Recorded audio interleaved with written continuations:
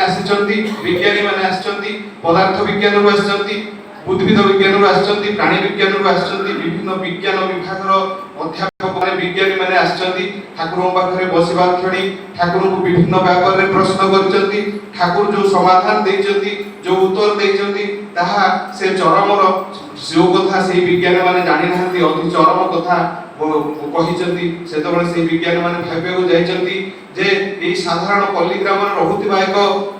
युवक जे कि ये कोनोसी विद्या विषय जानि नाहंती एते चरम समाधान देई पारुछंती किपरि एई कथा जाई कि प्रश्न जतबळे करंती ठाकुर आपण एते कथा कहि पारुछंती जो गुडा का आम मुंड रे मध्ये नाही सेतबळे सेमान को उत्तर दबाउ जाई श्री ठाकुर कहउछंती जे तमे साधारण भाव रे जो जिंस देखो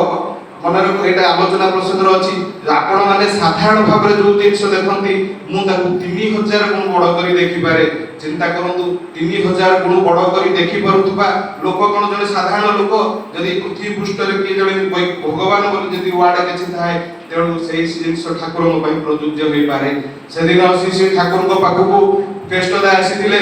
कोन करथिले ना मु जोडा आगु कहिथिली ता खाली संक्षेप रे कहि दोउची केष्टदा जतबळे बहु कथा सुनिचंती ठाकुर को विषय रे आसुचंती लाल बहादुर शास्त्री आसुचंती महात्मा गांधी आसुचंती सुभाष बोस समस्त कथा सुनि कि जतबळे ठाकुर पाखु आछंती एवं बाहर बाहर देखि कि पळै बोली चिंता करचंती काइना से नास्तिकवादी एठी कोन अछि जहा पाखु एते बड़ बड़ लोक आछंती पत्र पत्रिका रे बाहरुची एवं जतबळे आसी कि पहुंचंती एवं पहुंची कि पळैबा पई चिंता करचंती बाहर बाहर देखि कि एवं जणे ताकू कहउचंती जाकि कि ठाकुरଙ୍କର दर्शन करंतु ठाकुर पाखु आछंती ठाकुर ताकू कोन कहचंती ना अति आपणा भाबरे ममता भरा कंठरे ताकू कहचंती जे आज टिके रहि गले हंता नै संध्या एबे टिके जानतु आनंद बजार प्रसाद करी संध्या बेलु को आसीबे जेतबळे संध्या बेलु को आसंती सेतबळे ठाकुर कोन करचंती ना ताका हाथ धरी पद्मा नदी आडू नै जायचंती पद्मा नदी कूल रे जेतबळे चाली चाली जाउचंती सेतबळे ठाकुर ताकू बचाउचंती आपण को विषय रे गवेषणा करचंती से कहउचंती जे नोबेल प्राइज जे हमरो पाई प्राप्त हमरो शिखिर मणको पाखरे पानी लैबोरेटरी कालकाट रे मु गवेषणा करूची एवं कोथरे करचंती ना प्रॉपर्टीज ऑफ इलेक्ट्रिसिटी ठाकुर से इलेक्ट्रिसिटी फिजिक्स कथा को छाडी केतबळे केमिस्ट्री केतबळे आपनकर बोटानी केतबळे जूलॉजी केतबळे इतिहास केतबळे भूगोल जो कथा सब कहले इलेक्ट्रॉन प्रोटॉन क्वांटम एई सब जेतबळे कहउचंती सेतबळे केष्टदा आश्चर्य होउचंती जे प्रकृति रे काहे कि लोकक पाखकू काहे कि आंको पाखकू एते बड़ बड़ लोक आछंती जे विश्व दुनिया रो परम समाधान देई पारंती प्रत्येक विषय रे पुरुषोत्तम होउचंती सेही जे कोन खाली इतिहास नो भूगोल नो विज्ञान नो प्रत्येक विद्यार ऊर्ध्वरे से समस्त चरम सबुर ऊपर एवं सेही कथा चिंता करी रेजिग्नेशन लेटर देचंती शिविर मन एवं सब दिन पई श्री ठाकुर पाके रहिचंती आउ एक दिनर घटना सेही केष्ट ताकू ठाकुर कहउचंती जे मु चिंता करे जे इलेक्ट्रिसिटी अपर लेयर रे इलेक्ट्रिसिटी मु अनुभव करि पारुची एवं ठाकुर कहउचंती जे गोटे गुडी तयारी करिवो जो गुटा का तंबारे तयारी हेतबो एवं तार सुताटा मध्य तंबारे तयारी हेतबो एवं तयारी कर दैचंती केष्टदा ठाकुर निजे उडै दैचंती उडैटा भितर ठाकुर जेतबळे करंट फ्लो टाको अनुभव करचंती धरे दैचंती केष्टदा का हाथको एवं केष्टदा को कहउचंती कोन अनुभव करचंती ठाकुर को केष्टदा कहउचंती ठाकुर आदि इलेक्ट्रिसिटी मु अनुभव करूची सेतबळे ठाकुर को ताको कहिचंती जे मु अनुभव करे जे मु अनुमान करे जे 900 फुट समुद्र पतन 900 फुट ऊपर रे 40000 वोल्ट रो इलेक्ट्रिसिटी उत्पादन होई परिबो आकु गवेषणा करी टिके देखो तो एवं परवर्ती मुहूर्त रे केष्टदा ताकू गवेषणा करी कि ता कोन गले ना आश्रम टाकू पूरा सही आलोकित करिसंती एवं आ गोटे कथा कहि मोर वक्तव्य शेष करबी जे ठाकुर जो हमर धर्म आ विज्ञान आप समस्त जानिचंती धर्म जहा विज्ञान सैया किंतु ठाकुर ताकू पूरा क्लैरिफाई करचंती केमती ठाकुर आपण माने जानथिबे धर्मर संज्ञा बहुत अलगा प्रकार थिला बहु कथा जे कि उपास करके धर्म करूची केते प्रकार धर्म अछि ता भितर बसे किंतु ठाकुर प्रथम करी संज्ञा देले बंचिबा बढ़िबार मर्म जा ठीक जानिथा धर्म ता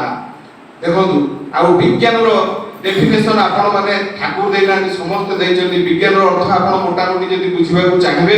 विज्ञान रो अर्थ होला जे प्रकृति को नियम को माने कि तार डेफिनेशन ता मु कहूची प्रकृति रो नियम को माने कि प्रत्येक पदार्थ को ନିଜର